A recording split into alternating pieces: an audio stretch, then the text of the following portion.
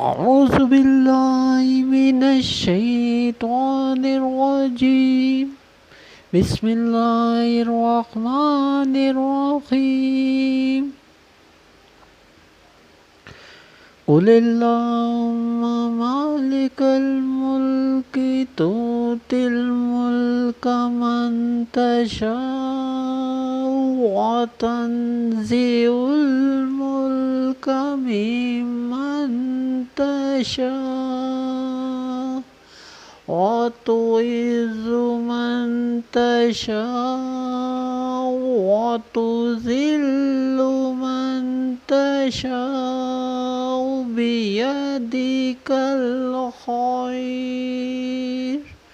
إنك على كل شيء قدير. آمنت بالله صدق الله